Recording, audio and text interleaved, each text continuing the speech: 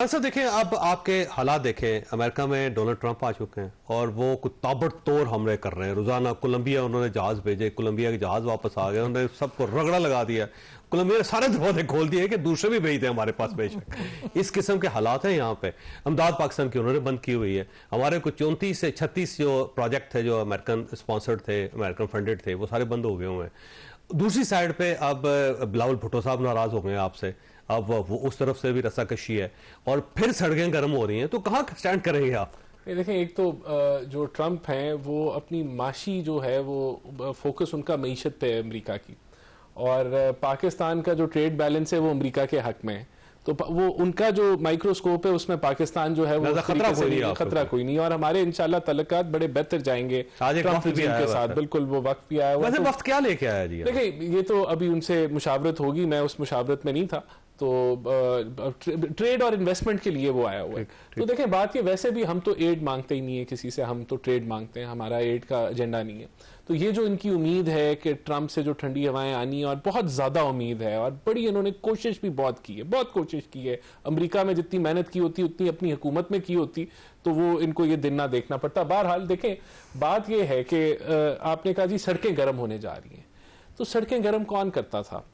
KPK की वसाइल, KPK की हुकूमत के बलबोते के ऊपर सड़कें इन्होंने आज भी गवर्नमेंट है वहां पे। देखिए, अब इसमें आज भी गवर्नमेंट है, लेकिन अब वो सदारत उनसे छीन ली गई है, तो वो तो जमात में अब आपके ख्याल से जो चीफ मिनिस्टर केपीके हैं, जो इतनी तगोदो करते थे अपनी मुखालिफ पार्टी के अगेंस्ट, वो लोग लेके आएंगे?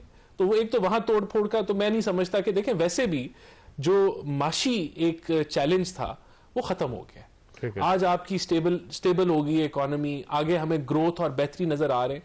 तो अवाम तो मेरे ख्याल से ये अवाम को नजर आ रही हैं चीजें, तो वो क्यों इसको सैबोटाज करेंगे? फिर इनके जो अज़ाइम थे वो भी बड़े साफ हो गए। मुज़ाकरात कौन करना चाह रहा था? हुकूमत। से खतरा कोई नहीं आप? मैं समझता हूँ कोई खतरा नहीं, और मौलाना भी आ जाए कोई खतरा नहीं। देखिए, नहीं मौलाना और इनका जोड़ नहीं बनना। क्यों नहीं बनना? बन जाएगा। मैं आपको बता, मौलाना 9 मई के साथ नहीं खड़ा, ये 9 मई के साथ खड़े। मौलाना जो है वो सिविल नाफरमानी के साथ नहीं खड़ा, ये सिविल नाफरमानी के साथ खड़े। मौलाना IMF को खत लिखने के मुल्क के मुखालिफ जो है वो नहीं खड़ा। तो इनकी सियासत जो है वो किसी जमात से नहीं मिलती। ये तो हर हद पार कर देते हैं अपना हदफ अचीव करने के लिए। अब देखें, मौलाना कभी जाएगा कांग्रेसमैन से भीख मांगने के लिए कि मुदाखलत करो मुल्क में? मौलाना की ये सियासत नहीं है, इनकी ये सियासत है। तो जहां मुझे तो नहीं नजर आता कि इनका इत्तेहाद होगा या मौलाना और ये मिलके निकलेंगे। ये खैर, बहरहाल हम मौलाना से भी एंगेज करेंगे। तो देखें, बात करेंगे उनसे, बिल्कुल करेंगे, हम तो उनसे बात कर रहे हैं। अभी भी जो है वो मुज़ाकराती कमेटी ने कहा है कि 3 दिन और ले लें, हम इंतजार कर लेते हैं 31 जनवरी तक। तो इससे बड़ी और क्या साहब ने कहा 2029 तक चले जाए।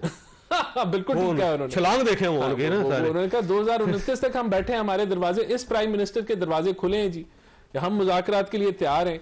ये अगर सड़कों पे जाना चाहते हैं तो सड़कों पे तो ये पहले देखें, घूम फिर आके सड़कों से ही आए थे ना मुज़ाकरात पे, ठीक है, फिर अब वहां जा रहे हैं, वहां से अच्छा। वैसे ये रिचर्ड ग्रैनल जो है ना, उसने भी डिलीट कर दिए ट्वीट। और दूसरा, ट्रंप का बहुत करीबी बिजनेस पार्टनर है जो यहाँ पे वफ्त लेके आ गया। तो ऐसा लगता है गेम आपके हाथ से निकल रही है। बहुत ज्यादा उम्मीदें जो आपने अमेरिका से वाबस्ता की है, मुझे लगता है पूरी होंगी वो।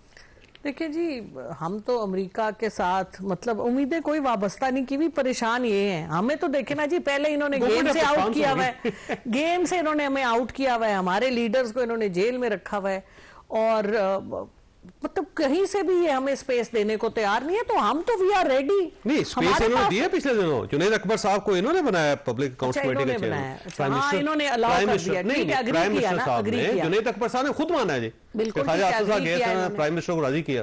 तो देखिए, स्पेस तो दे रहे हैं आपको ये। बिल्कुल ठीक है जी, तो ठीक है, चलाएं ना। इनकी कह रहे हैं इकोनॉमी भी बड़ी अच्छी हो रही है, तो बहुत अच्छी बात है, चलाएं, फिर रोते क्यों है? दूसरी बात ये है कि वैसे तो मौलाना साहब बहुत अच्छे हैं, लेकिन ये जो कह रहे हैं वो नहीं गए कभी। वो कौन सी थी, एन, हमारी वो एम्बेसडर थी अमेरिकन, उनकी तो किताब में लिखा हुआ है। तो ये वाली बातें रहने थे इधर। एन पैटरसन थी। और दूसरी बात ये कि ये कहते हैं हम ट्रेड करते हैं, ट्रेड कहाँ करते हैं? प्राइम मिनिस्टर साहब कहते हैं बेगर्स कांट बी चूजर्स।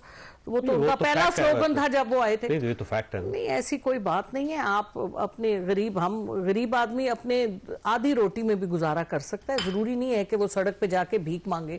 इस मुल्क में खान साहब को कहे ना मुझे चिकन छोड़ भीख मांगना, देखिए मेरी बात सुनिए, चिकन खा रहे हैं वो अपने पैसों से खा रहे हैं, खान आपको की क्या बात नहीं हो रही, कह रहे हैं ना। नहीं देखें, बात ये कि नहीं, खान खाना भी नहीं खाया साहब, आपका आप खाली। प्राइम मिनिस्टर, देखें आप इस वक्त लीडर हैं, आप इस वक्त हुकूमत में हैं, आपने एक एग्जाम्पल सेट करना है। आप या खुद एतमादी का एग्जाम्पल सेट करेंगे या आप वेंटिलेटर पे हम पड़े हुए हैं या बेगर्स कांट बी चूजर्स। आप देखें पाकिस्तान के भीख मंगे यूएई, सऊदी अरेबिया, टर्की तक में मुझे पाकिस्तानी भीख मंगे मिले, क्योंकि ये पाकिस्तान का ऑफिशियल प्रोफेशन बन चुका है। और आपका ख्याल है जिम्मेदारी है? नहीं, मैं ये नहीं कह सकती मेरी क्या औकात है, लेकिन मैं ये कह रही हूं कि ये जो हमने जो इसको सपोर्ट किया ना, अगर पाकिस्तानी लीडरशिप ये कहे कि भाई आधी रोटी, वो जो 4 रोटियों की प्राइम मिनिस्टर साहब ने बात की थी, तो खाए ना आधी रोटी, बंद अच्छा, वैसे करें सारी। ये बड़ी अच्छी बात है। इमरान खान साहब को मशवरा दे कि अपना खाना कैदियों में तकसीम कर दिया जो कैदियों का खाना है। इमरान खान जेल में है, आपका सारा तकिया इमरान खान पे आता है। प्राइम मिनिस्टर साहब जिनके कैंप ऑफिसेज हैं, जिनके इतनी बड़ी अभी नए एडवाइजर वो ले रहे हैं, बात बिल्कुल ठीक है, उनको वो कुछ ना करें, कैबिनेट में इजाफा होता जा रहा है, गाड़ियां नहीं ली जा रही हैं, कैसी बातें और करते हैं? अरकान असेंबली की तनख्वाहों में इजाफा होता चला जा रहा है, उनकी रोटी के पीछे लगे हैं। आप मुझे ये बताएं कि इनकी ताहयात मराआत ही खत्म नहीं होती। जो एक दफा हुकूमत के बड़े ओहदे पे आ जाए, चीफ चूफ जो भी बन जाए किसी चीज का भी, इलेक्शन कमिश्नर, चीफ जस्टिस वगैरह वगैरह, तो वो जब उनको ताहयात प्राइम मिनिस्टर, प्रेसिडेंट ताहयात मराहत मिलती है, हमारे क्यों भाई? तो आप ठीक कर लेना। मैं कर रही हूं, मेरी कोशिश है, अगर कोई मतलब मेरी तो कोशिश है, क्योंकि देखिए हमें ये जो इस तरह लेविश दोनों हाथों से पैसे फेंको, गरीब आदमी टैक्स पेयर का पैसा है, बस कर। जब आप 4 साल हुकूमत में थे तो आपने क्यों नहीं 3.5 साल, 3.5 साल, 6 महीने तो कम करें ना आप सर। वो उसके अंदर कर चलें देती हैं ठीक है, आपने आप तो तीसरी दफा हुकूमत, चौथी दफा आए तो तो तुसी सियाने कर भी लो, जाते हैं आप। तुसी कर लो, चलें, अब मैं तुसी उसके अगले आगे- चल रहे हो तो कर लो। ब्रेक फरमाइएगा। राणा साहब के ये जो पीका एक्ट है वो आपने पढ़ा था? किसी ने, इरफान सिद्दीकी साहब ने कहा जी मुझे तो बिल्कुल कुछ पता नहीं, अभी हमारे शो में कह के गए हैं वो, और मेरा ख्याल है वज़ीर इत्तलात व नशियात से भी पूछा जाए तो पता उनको भी नहीं है। तो ये इतना खौफनाक किस्म का, लीथल किस्म का आपने एक्ट बना दिया, पता किसी को भी नहीं। आपको अंदाजा इसका क्या नतीजा निकलेगा? नहीं देखें, ऐसा नहीं है कि पता किसी को नहीं है, और ये बहुत बड़ी जनरलाइजेशन है।